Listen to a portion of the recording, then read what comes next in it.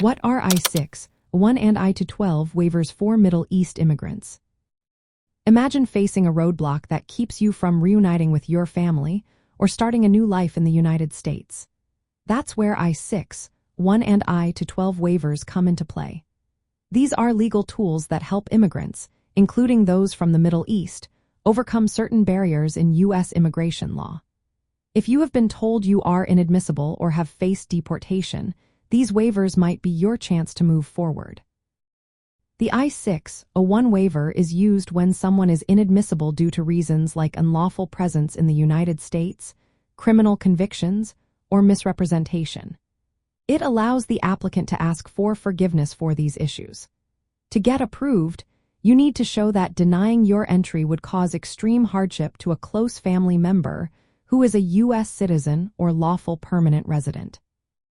For Middle Eastern immigrants, this is especially important if they overstayed a visa or had other issues but have strong family ties in the U.S. The I-601 can be filed either at a U.S. consulate abroad or with the United States Citizenship and Immigration Services if the person is already in the country under certain conditions.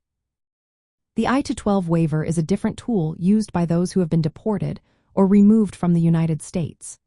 When someone is deported, they usually face a bar from reentry for a period of 5, 10, or 20 years depending on the case. The I-212 waiver asks U.S. immigration authorities for permission to reapply for admission before that bar expires. This waiver is often necessary for Middle Eastern immigrants who want to return after being removed. Usually, it must be filed from outside the United States before trying to come back. Sometimes, immigrants need both waivers.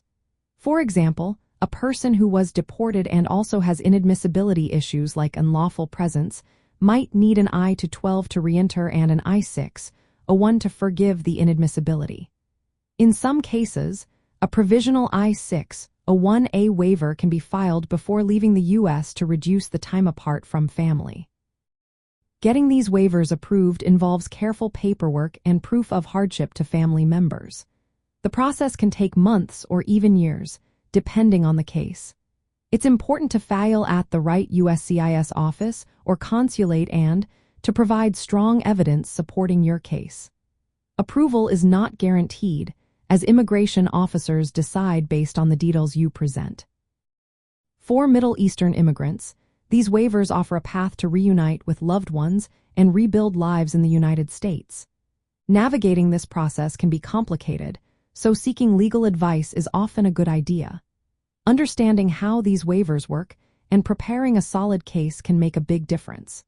They are powerful options for those facing deportation or inadmissibility, giving hope to many seeking a fresh start in America.